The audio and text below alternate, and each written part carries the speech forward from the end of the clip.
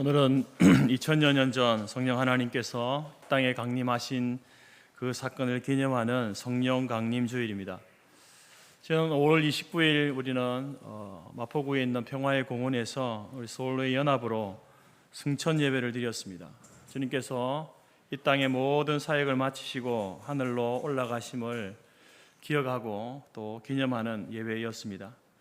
우리 주님께서 승천하시기 전에 제자들에게 이런 약속을 하셨죠.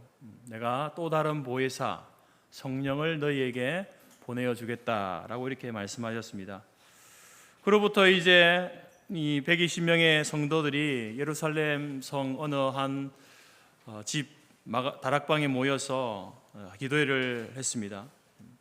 그 기도의 내용은 아마도 이제 하나님 약속하신 성령을 우리에게 보내어 주옵소서, 이런 기도의 제목을 가지고 기도했을 겁니다. 그렇게 합심해서 간절히 기도할 때에 예수님이 승천하신 날 10번째 되는 날, 10일째 되는 날에 그 기도 처소에 성령 하나님께서 임재하시는, 강림하시는 사건이 일어나게 됩니다. 이 성령의 강림의 사건을 통하여서 그 기도회 가운데 있었던 120명의 성도들이 그들에게 이제 성령 충만의 은혜가 부어지면서 이 사람들이 각 나라 방언으로 말하기 시작합니다.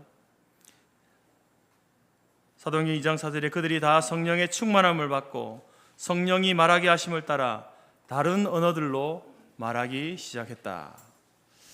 이들은 전에 한 번도 배워본 적이 없는 다른 나라 말, 최소 15개국의 언어로 이제 그들의 입에서 그 말들을 쏟아내기 시작합니다.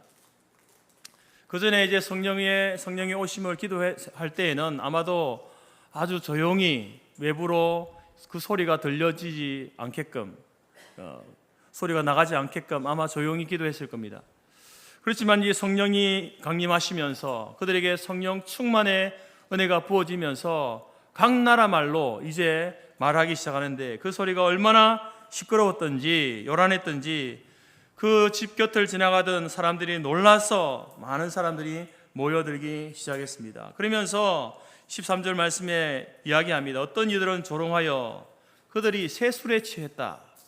마치 전에 들어보지 못한 그 의미를 알 수 없는 그런 다른 나라 말로 이렇게 말하는 그 소리를 들으면서, 다른 나라 말로 여러 군데서 이야기하니까 어느 하나의 말을 들을 수 없으니까 마치 술에 취한 것처럼, 저 사람들이 술에 취해서 저런 말도 안 되는 이야기들을 쏟아내는가 보다, 이렇게 조롱했다라는 겁니다.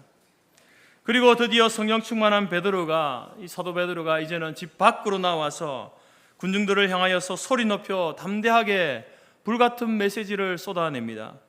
얼마나 뜨겁고 감동을 주는 설교였던지 이 베드로의 설교를 듣던 그 사람들의 반응이 어땠습니까?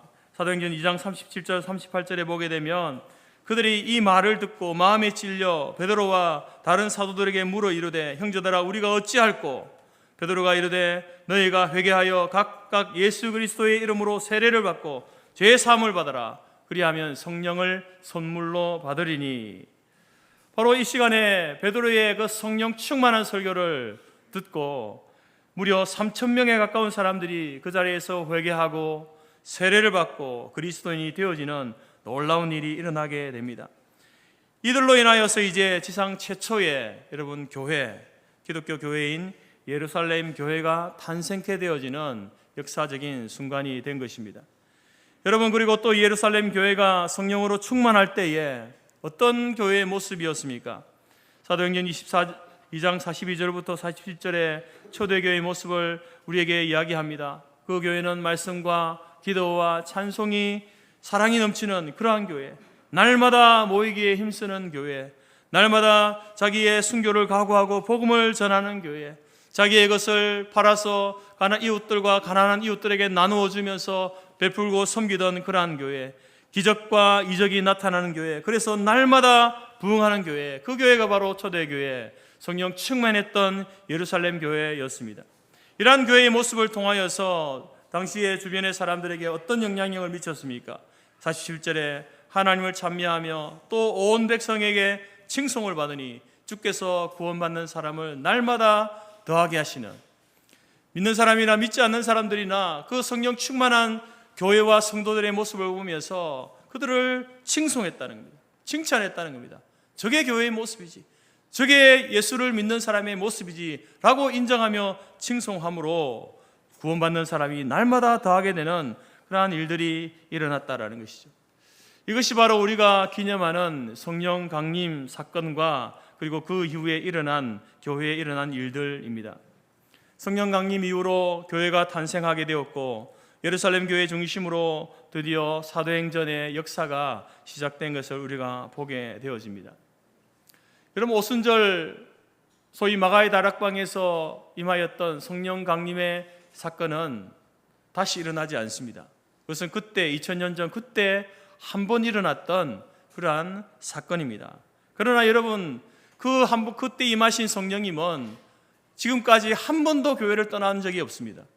그분은 우리와 함께 하시고 교회와 함께 하시면서 성도와 함께 하시는 분이 우리의 성령 하나님이십니다. 그래서 우리는 이렇게 기도해야 합니다.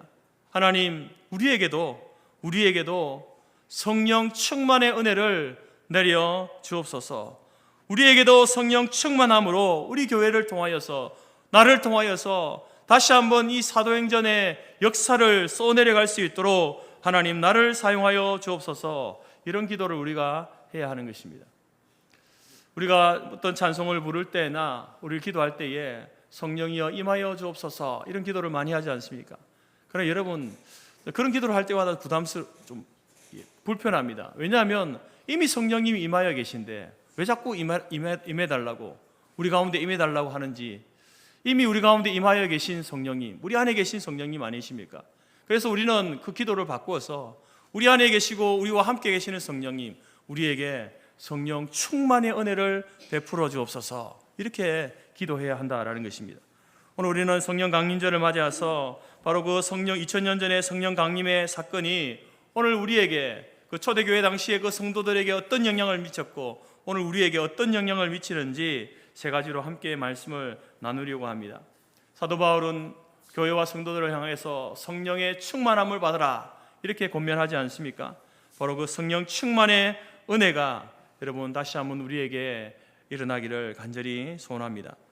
2000년 전 성령 강림의 사건을 통해서 우리의 삶에 어떤 영향을 미쳤습니까? 바로 성령 강림의 사건은 우리로 하여금 변화의 삶을 살도록 인도합니다. 성령께서 우리에게 임하시면요, 가장 먼저 일어나는 변화는 내면의 변화입니다. 우리 성령님이 임하시기 전에 제자들을 보십시오. 그때도 성령님이 역사하지 않은 건 아닙니다. 오순절 성령의 강림 사건 이전에는 성령님이 안 계셨냐? 계셨습니다. 성령님이 역사하셨습니다. 그러나 그때는 선별적으로 일하시고 역사하셨죠. 그러나 오순절 강림의 사건을 통해서는 이제는 교회를 떠나지 아니하시고 믿는 자와 함께 내주하시면서 일하시는 성령님이셨습니다. 그래서 이제 성령님이 임하시는 이 사건을 통해서 제자들의 그 변화된 삶의 모습을 보게 되어지는데, 성령님이 임하시기 이전에 제자들은요, 믿음이 약했습니다. 그래서 베드로가 예수님을 3번이나 부인했던 것이죠. 다른 제자들도 예수님을 버리고 흩어져 도망가 버리는 그러한 모습을, 부끄러운 모습을 보인 것 아니겠습니까? 그리고 예수님께서 십자가에 죽으신 이후에도 제자들은 두려움에 사로잡혀서 문을 잠그고 숨어 있었습니다. 예수님이 부활하신 후 제자들은 여전히 혼란스러워했습니다. 부활하신 예수님을 보고도 혼란스러워했습니다. 그래서 그 부활하신 주님께 이런 질문을 합니다. 이스라엘 나라를 회복하심이 이때입니까? 주님, 이스라엘 나라가 로마로부터, 이 압제로부터 독립하고 해방되는 그 시간이 지금부터입니까? 이런 질문을 합니다. 여러분, 이런 질문은 예수님이 아직 누구신지를 모르는 거예요. 단순히 예수님이 인류를 죄와 사망의 권세 아래에서 구원하실 메시아이심을 믿지 못하고 그냥 로마의 압제에서 구원해 줄 정도의 어떤 정치적인 메시아 정도로만 이해하고 있는 그러한 모습을 여전히 보이고 있는 것을 보게 되어지죠. 하지만 오순절 성령 강림의 사건은 이런 제자들을 변화시켰습니다. 성령님이 임하시자 그들은 담대해졌습니다. 자신들의 신분을 숨기지 않았습니다. 거리로 나아가서 복음을 전하는 사람들이 되었습니다. 서두에 말씀드린 것처럼 120명의 그 성도들이 각 나라 방언으로 복음을 선포합니다. 특별히 베드로가 수많은 군중들 앞에서 담대하게 복음을 전합니다. 이후로부터 공개적으로 병 고치는 사역과 죽은 자를 살리는 기적을 행하며 강력한 복음 전파를 이어가게 됩니다. 그런 모습을 보니까 유대인들의 보기에, 로마인들이 보기에 십자가에 달려 죽었던 그 예수와 똑같은 말을 하고 똑같은 일을 하는 그러한 제자들을 보면서 제자들은요, 눈에 가시였습니다. 그로 인하여서 이제 제자들에게도 갖가지 박해와 핍박이 있었습니다. 그러나 그럼에도 불구하고 그 제자들은요, 이전의 모습이라고 한다면 다른 곳으로 숨어 들어갔겠지만, 그러나 그들은 복음 전하는 일을 멈추지 않았습니다. 이처럼 오순절 성령 강림의 사건으로 성령 충만을 경험한 제자들은 변화되었습니다. 물론 그러한 변화는 어떤 순간적인 것이기도 하지만 점진적인 변화입니다.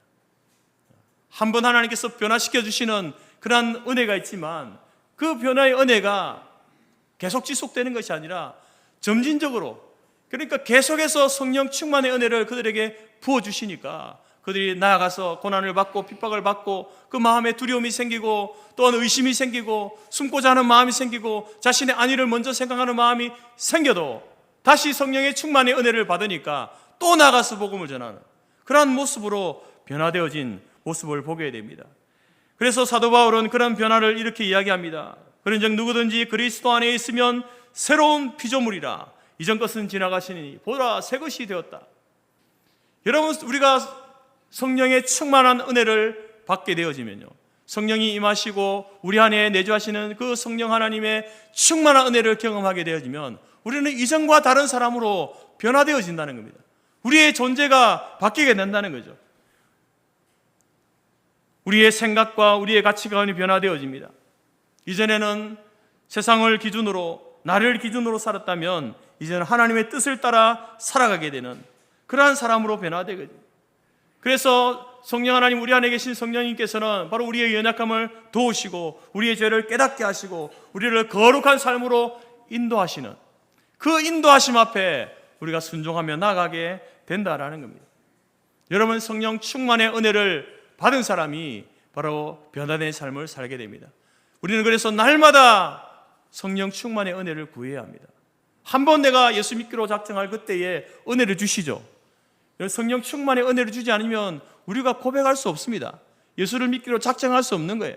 성령님께서 그런 마음을 주셔야만, 그 은혜를 주셔야만 우리가 그런 고백을 하고 예수를 믿게 되는 겁니다. 그러나 여러분, 그런 순간은 한 번의 순간이지 그것이 계속 지속되는 게 아니죠. 그래서 우리는 날마다 성령 충만의 은혜를 구해야 하는 것입니다. 날마다 하나님의 은혜 가운데 살아가야 된다라는 것입니다. 그래야만 우리는 날마다 변화되어진 삶을 사는 겁니다. 날마다 이전의 삶을 버리고 예수 그리스도를 닮아가는 삶을 살게 되어진다라는 것입니다. 1982년 한국 프로야구가 처음 시작하게 되었을 때에 여러분 혹시 기억하십니까? 첫 번째 1호 안타, 1호 홈런을 친 선수가 누구였습니까? 기억하십니까? 그 선수는 바로 삼성 라이온즈의 이만수 선수였습니다. 이분이 이제 선수 생활을 하면서 한 여성과 소개팅을 하게 되었는데, 이제 본격적으로 그 여인과 사귀려는 마음을 가지고 이렇게 할 때에 그 여성이 이런 이야기를 했습니다. 당신이 나와 사귀려면은 나와 교제를 하려면 교회에 다녀야 됩니다. 그래가지고 이 이만수 선수가 어쩔 수 없이, 그 여인이 너무 마음에 들어가지고 어쩔 수 없이 이제 교회에 끌려가게 된 겁니다. 근데 교회만 간 게 아니라 이제 그 여성이 이만수 선수에게 이 교회 다니고 예수를 믿으려면은 성령을 체험해야 된다. 그래서 그 당시 오살리 기도원에 이렇게 데려가가지고 이제 그 기도에 참석하게 한 거예요. 집회에 참석하게 한 거예요. 근데 이제 그때 당시에는 이제 설교자들이 예수 믿을 사람 일어서라고 막 하잖아요. 일어서라고 할 때에 자기는 일어서고 싶지 않은데 자기 여자친구가 푹푹 찌르는 거예요. 빨리 일어서라고, 일어서라고. 예수 믿겠다고 일어서라고. 그리고 어쩔 수 없이 일어섰는데, 근데 일어서는 순간 이 사람이 성령을 체험하게 된 거예요. 그날 이후로부터 이 이만수 선수가 이제 예수를 믿으면서, 선수 시절 예수를 믿으면서 야구를, 이 선수 생활을 계속 이어가게 되었다라는 겁니다. 그러면서 그는 이제 지방에 가서 이렇게 경기를 하는 경우가 많았기 때문에 지방에 내려가면은 이제 그곳에 있는 목사님을 초청해가지고 예배를 드리고 후배 선수들을 또 모아가지고 함께 예배를 드리는 그런 생활을 하게 되었다는 거죠. 그러면서 이제 알다시피 정말 이만수 선수 훌륭한 그 선수 시절을 다 마무리하고 은퇴 이후에는 한국인 처음으로 메이저리거 코치로 활약하게 되고 다시 한국에 돌아와서 감독을 하면서 이제 감독을 다 마치고 나서 또 이분이 사명을 받아가지고 라오스로 이렇게 가게 되어집니다. 그 당시 라오스는 사회주의 국가, 공산주의 국가였습니다. 그곳에서 이제 청소년들에게 야구를 가르치면서 그런 음성을 들은 거예요. 야구를 가르치면서 자기에게 이런 음성이 들려오는 거예요. 만수야, 내가 너를 최고의 자리까지 인도하고 많은 인기를 누리게 한 것이 이때를 위함이었다. 네가 한국에서 그렇게 뛰어난 훌륭한 많은 사람들에게 인기를 받고 또 박수를 갈채를 받는 그런 훌륭한 어떤 선수로의 생활을 하고 감독의 생활을 하게 된 것이 바로 네가 이곳 라오스, 이곳에 있는 이 영혼들, 이 청소년들에게 네가 야구를 전수해주고 뿐만 아니라 네가 믿은 그 예수 그리스도를 증거하도록 하기 위해서 이때를 위해서 내가 너를 세웠다라고 하는 그러한 하나님의 음성을 듣게 되었습니다. 열심히 그래서 그곳에서 야구를 가르치다가 라오스 정부로부터 국무총리상을 받기도 했습니다. 여러분, 한 사람의 인생이 어떻게 이렇게 변화될 수 있습니까?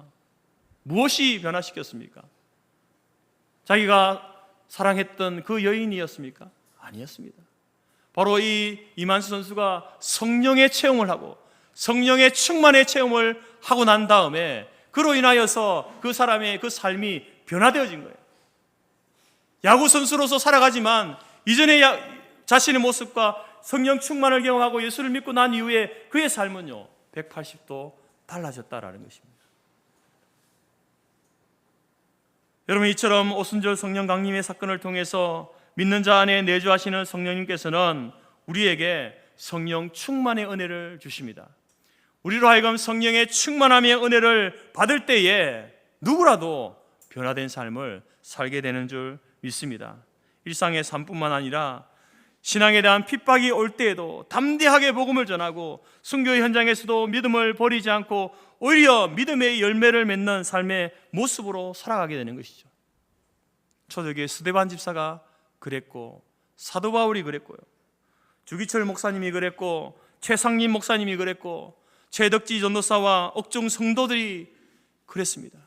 그들이 어떻게 그렇게 담대하게 변화된 삶을 살 수 있었습니까? 바로 성령 충만의 은혜를 체험했기 때문이었습니다. 오순절 성령 강림의 사건으로부터 교회와 함께 하시고 성도 안에 내주하시는 그 성령 하나님께서 그들에게 충만한 은혜를 부어주심으로 인하여서 변화되어진 삶을 살 수 있게 되었다라는 겁니다. 이러한 성령 충만으로 인한 변화의 삶이 저와 여러분의 삶 가운데도 열매로 나타나기를 간절히 소망합니다. 두 번째, 오순절 성령 강림을 사건을 통해서 바로 성령님은 우리에게 분별의 삶을 살도록 인도하십니다. 성령의 내주하심, 믿는 자 안에는 성령 하나님이 내주하십니다. 함께 하십니다. 그 성령 하나님이 함께 하심으로 인하여서 우리는 분별하는 삶을 살 수 있게 되었습니다. 왜냐하면 성령 하나님은요 진리의 영으로서 우리를 진리 가운데로 인도하시는 분이기 때문에 그렇습니다. 요한복음 16장에서 진리의 성령이 오시면 그가 너희를 모든 진리 가운데로 인도하시리니, 진리의 성령이 오셔서 우리 안에 계시는 그 성령님이 우리로 하여금 진리 가운데로 인도하십니다.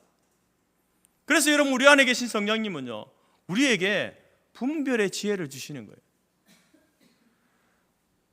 따라서 우리는 인생의 중요한 결정을 내릴 때에 상황만 보고 사람만 보고 시대의 풍조만 보고 그것을 결정해서는 안 됩니다.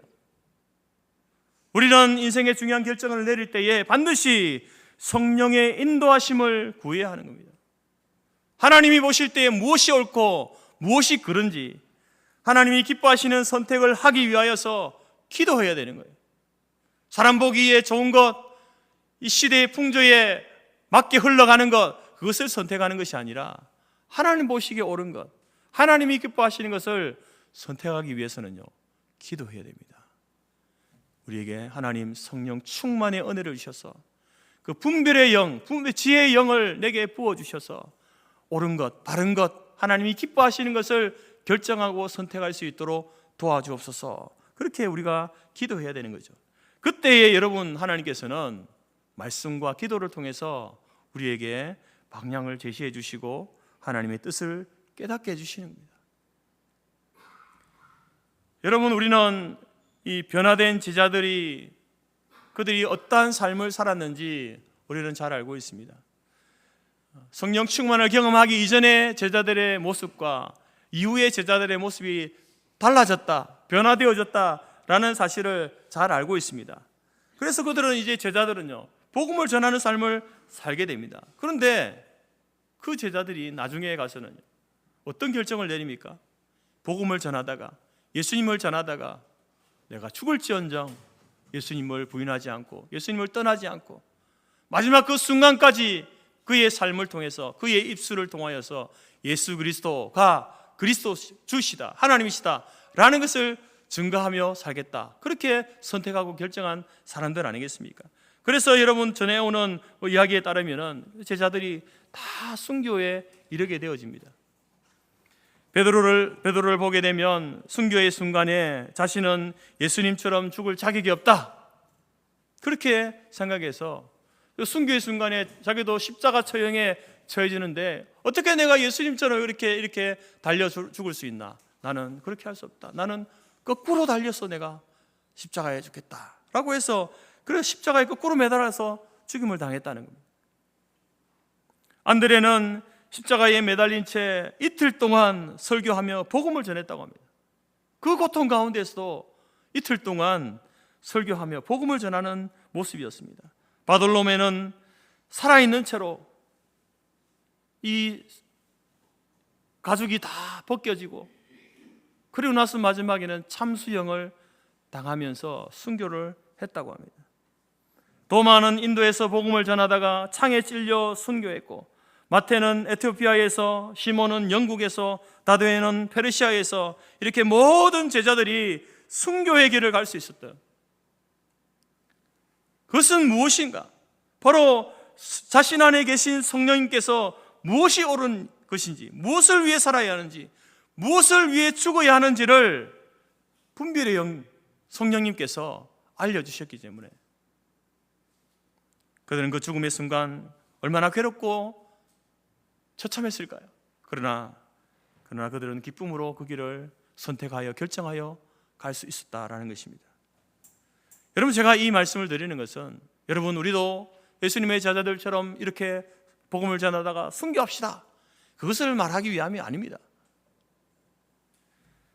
나는 과연 나의 삶의 중요한 순간마다 성령의 인도하심을 기도하고 있는가? 성령님께서 주시는 평안과 확신을 따라서 결정을 하고 있는가? 아니면 내 감정, 순간적인 감정이나 유익을 따라서 결정을 하는가? 라는 겁니다. 성령 충만의 은혜를 받은 사람은요, 자기의 어떤 유익이나 순간의 감정을 따라 결정할 수가 없습니다. 왜? 그것이 더 불편하거든요. 그것이 더 힘들어지거든요. 자기에게 손해가 오고 자기에게 피해가 온다 할지라도 하나님이 기뻐하시는 것, 오늘 이 제자들처럼 내가 복음을 전하다가 죽을지언정, 어떻게 내가 예수 그리스도가 하나님이 아니시라고, 주가 아니시라고 내가 그렇게 예수를 부인할 수 있는가? 나는 그렇게 할 수 없다. 나는 죽어도 예수 그리스도가 주이시고 하나님이시다. 그러니 차라리 나를 죽여라.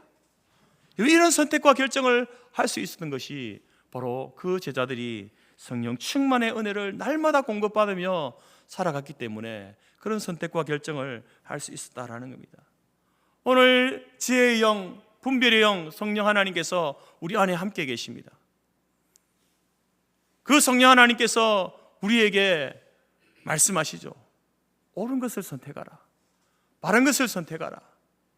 나의 기쁨을 위하여서 하나님이 기뻐하시는, 내가 기뻐하는 것을 위해서 네가 살아가기를 원한다. 우리에게 말씀하시고 요청하십니다.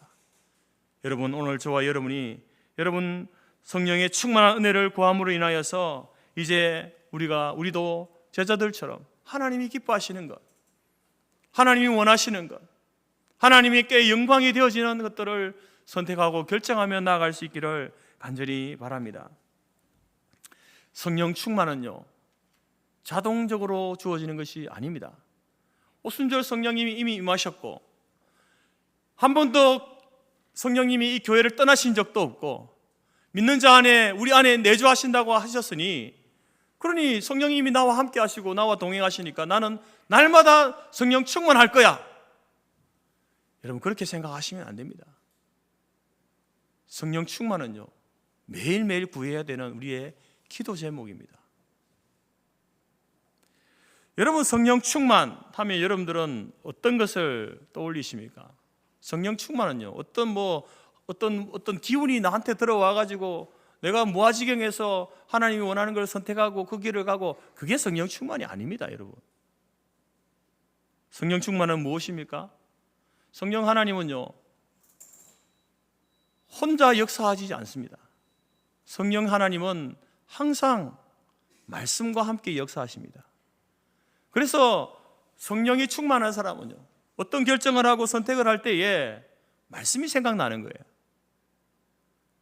이러한 상황에서 말씀을 생각나게 하셔서 그 말씀에 따라서 그것을 적용하게 하고, 그래서 나의 선택과 결정이 나에게 어떤 경제적인, 육체적인 손해가 온다 할지라도 말씀을 따라서 말씀에 순종하게 되는 거죠.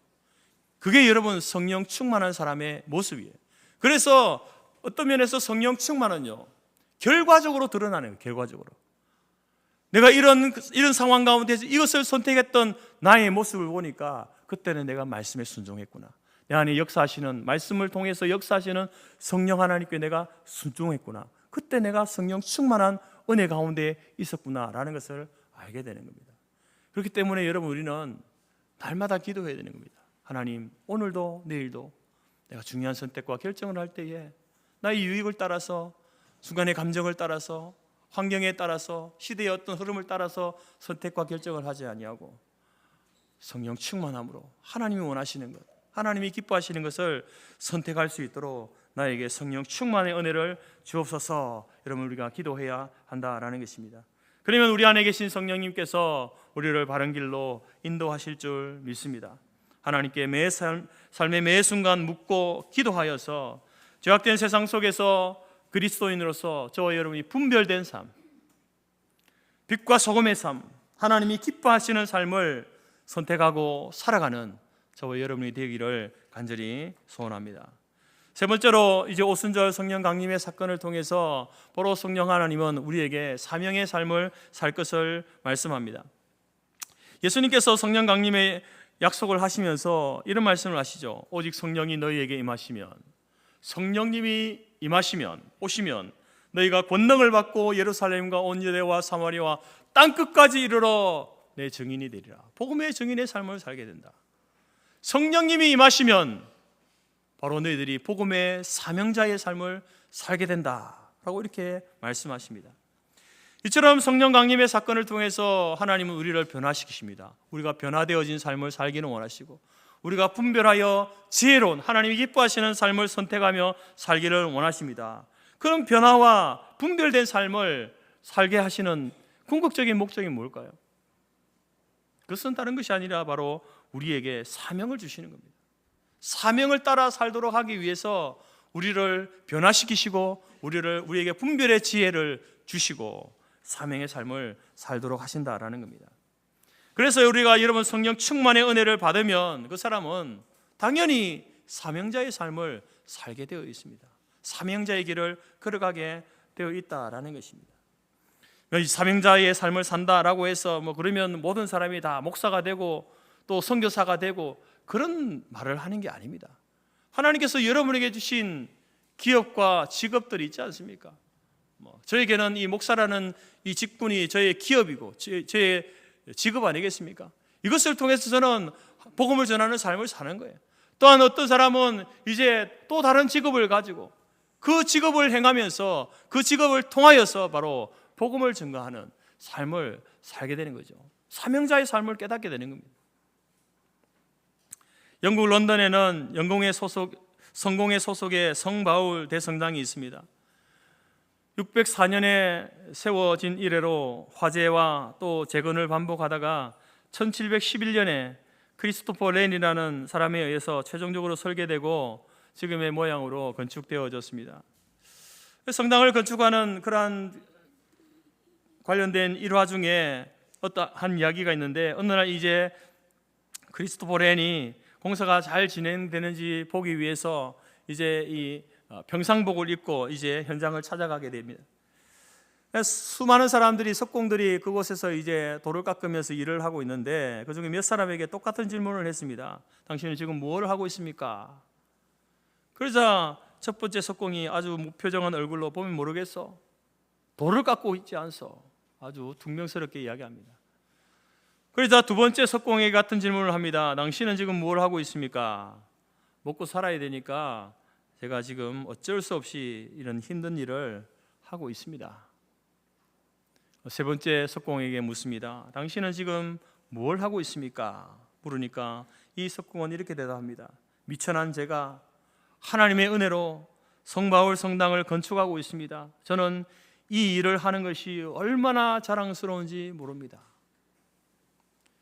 여러분, 돌을 깎는 석공의 일을 할지라도 여러분, 그것이 하나님께서 내게 맡겨주신 일이고 이 교회당, 이 성당을 짓는 이 일을 위하여서 하나님께서 나에게 이런 재능을 주셨고 나를 불러주셨구나, 사명을 깨닫고 일하는 사람과 그냥 하루 먹고 살기 위해서 그냥 일을 하는 사람과 아니요, 천지 차이 아니겠습니까? 바로 성령 충만한 사람이, 성령 충만의 은혜를 경험한 사람들이 바로 하나님이 자기에게 맡기신 그 일, 그 직업, 물론 그것이 우리 생업을 위한 일일지라도 그 일을 통한 하나님이 주시는 사명을 발견하게 되어지고 사명자의 삶을 살게 된다라는 겁니다. 그리고 이러한 삶은요, 입술로 예수를 믿으십시오, 예수님이 우리의 구원자 되십니다, 입술로 이런 말을 하지 않아도 자기 하나님께서 자기에게 주신 사명을 깨닫고 사명자의 삶을 살아가는 사람은요, 반드시 그 삶은 복음 증거로, 복음 증거자의 삶으로 나타나게 되어 있습니다. 입술로 말하지 않아도 자기의 삶을 통해서 하나님을 믿고 예수 그리스도를 구주로 믿는 사람이 자기의 일을 할 때에 어떤 모습으로 일하는지를 보면서 예수 그리스도를 보게 되어지고 하나님의 존재를 인정케 되어진다라는 겁니다. 포항에 있는 기독교대학 한동대학의 부속병원이 설림병원인데 이 병원의 원장이 이건오 장로님이십니다. 이분은 어렸을 때에 이제 친구들의 손에 끌려서 교회를 가게 되었는데, 그가 이제 교회를 다니면서 바로 이제 예수님을 만나는 영적인 체험을 하게 되면서 신학교에 가야 되겠다, 이런 결심을 했습니다. 하지만 엄격한 유교 집안에서 자랐기 때문에 그 아버지의 반대로 인하여서 신학교는 갈 수 없게 되었습니다. 그가 다니던 교회가 너무 작은 소규모 교회였기 때문에 고등학생 신분으로 이제 주일학교 부장을 맡아서 이제 아이들에게 성경을 가르치고 설교를 하는 일을 하게 되었습니다. 어느 날 이제 설교 중에 이런 이야기를 했습니다. 한 의사가 있는데 이 의사가 의사 없는 저기 시골에 가서 사람들을 섬기면서 전도하는 그런 이야기를 해 주었습니다. 그러면서 이제 그 설교 말미에 너희들도 앞으로 커서 이런 사람이 되어야 된다, 너희도 이렇게 살아야 된다, 이렇게 격려해 주었습니다. 근데 그런 설교를 하는데 정작 자기 마음에 이런 생각이 드는 거예요. 누가 그 일을 할 건가? 누가 그 일을 할 건가? 이런 마음이 드는 거예요. 그러면서 네가 그렇게 하라, 이런 마음이 생기는 거예요.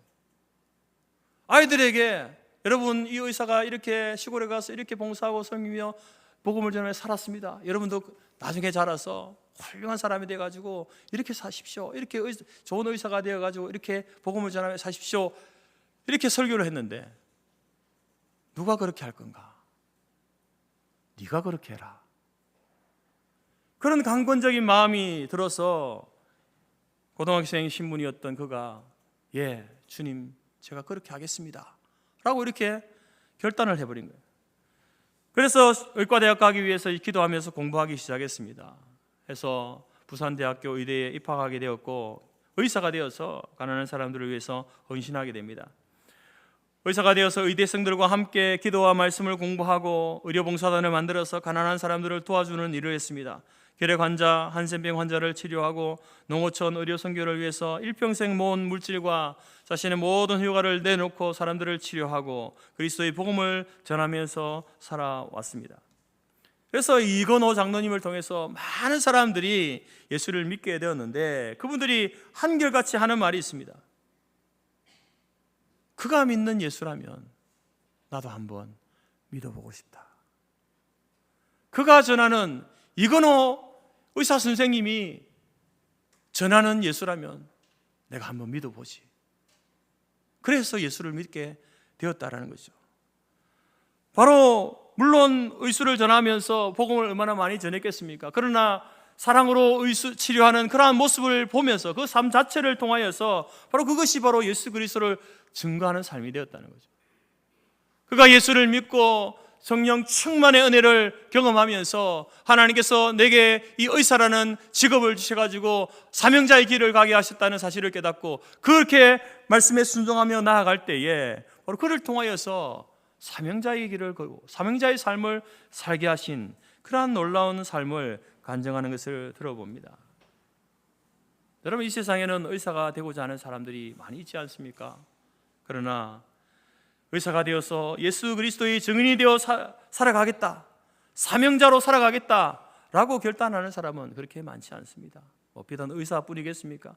다른 직업을 가지고도 내가 이 직업을 가지고 내가 밥 벌어 먹고 사는 일을 하겠지만 그러나 이 직업을 통해서 내가 사명자로서 살아가겠다, 복음 증거의 증거자의 삶을 살겠다라고 결단하는 사람은 그렇게 많지 않다라는 것이죠. 실제로 여러분, 저나 여러분이나 우리의 가진 성정으로는 여러분 예수님을 증거하는 증인의 삶을 살아갈 수 없습니다. 우리의 성정 가지고는요 그게 안 되는 거예요. 때문에 우리가 예수 그리스도를 증거하는 증인의 삶을 살기 위해서는요 먼저 성령님의 임재와 도우심을 간구하는 삶을 날마다 살아야 되는 거예요. 우리의 죄된 본성으로는 여러분 우리가 마음이 기뻐가지고 내가 복음을 전하러 가야지 이런 마음이 안 생깁니다. 성령 하나님께서 우리 안에 계셔서 성령 충만의 은혜를 베풀어 주실 때에 성령의 권능이 임하고 우리 육신을 죽이고 여러분 증인의 삶으로 나아갈 수 있게 되는 겁니다. 사명자의 삶을 걸어갈 수 있게 되는 거예요. 하나님께서 여러분에게 주신 직업이 무엇입니까? 그 직업을 주셔서 먹고 살게 하신 하나님은 단순히 먹고 사는 것만 위해서 우리에게 직업을 주신 게 아닙니다. 바로 그 직업을 주심은 오늘 사명의 삶을 살라고, 사명자의 삶을 살라고 주신 것입니다. 그래서 우리는 그 직업을, 우리에게 주신 직업을 가지고 이 사명의 삶을 살기 위해서는 성령 충만의 은혜를 구해야 되는 거예요. 하나님께서 말씀과 내 안에서 말씀으로 역사하실 때에 그 말씀에 내가 순종하고 나아갈 수 있도록, 그게 성령 충만이에요. 다른 게 성령 충만이 아닙니다. 말씀에 순종하여서 말씀을 따라 살아갈 수 있도록 해달라고 기도해야 되는 거예요. 말씀과 함께 역사하시는 성령님의 요청에 응답하고 순종하며 나아갈 때에 우리가 어떤 일을 하든지 어떤 직업을 가졌든지 상관없이 우리는 복음의 증인으로 사명자의 삶을 살게 될 줄로 믿습니다. 오늘 성령 강림절입니다. 2000년 전 강림하신 성령 하나님께서는 그때로부터 지금까지 교회와 함께 하시고 우리의 삶 속에 강력하게 역사하고 계십니다. 그 성령 하나님께서는 우리에게 변화된 삶을 살라고 하십니다. 분별하는 삶을 살라고 하십니다. 또한 우리에게 사명자의 삶을 살 것을 우리에게 요청하고 있습니다. 제자들에게 그러한 변화의 삶, 분별의 삶, 사명의 삶을 살게 하셨던 그 성령님은요, 오늘 저와 여러분에게도 말씀하고 있는 거예요. 변화된 삶을 살아야 돼. 이 세상의 것들을 바르게 분별하며 살아야 돼. 그리고 사명자의 길을, 사명자의 삶을 살 것을 우리에게 요청하고 있다라는 겁니다. 오늘 우리 성토교회와 우리 모든 성도들이 성령 충만의 은혜를 사모하면서 성령 충만함을 받아서 삶의 매 순간 성령 하나님으로 말미암아 우리의 삶이 변화되어지고 바른 것을 선택하고 우리의 사명을 감당하는 사명자의 길을 걸어가는 저와 여러분의 삶이 되어지기를 예수님의 이름으로 축복합니다. 기도하겠습니다. 하나님 아버지 감사합니다. 오늘 성령 강림절을 맞이하여서 오순절 성령 강림하신 그 사건을 통하여서 초대교회 때 제자들을 변화시키시고 저들에게 분별의 지혜를 허락하시고 그래서 사명자의 삶을 살도록 하셨던 성령 하나님, 오늘 우리에게도 말씀과 함께 역사하시면서 변화되어진 삶을 살기를 원하시며 하나님이 기뻐하시는 것을 선택하며 살기를 원하시며 또한 나아가서 사명자 복음적인 거의 삶을 살기를 원하시는 그것을 요구하시고 촉구하시는 성령의 음성에 귀를 기울이게 하여 주옵소서. 날마다 성령 충만의 은혜를 간구함으로 성령 충만함을 받아서 하나님이 기뻐하시는 것을 선택하고 결정하고 하나님이 원하시는 삶의 풍성한 열매를 맺어갈 수 있는 우리 교회와 모든 성도들이 될 수 있도록 인도하여 주옵소서. 예수님의 이름으로 기도드립니다. 아멘.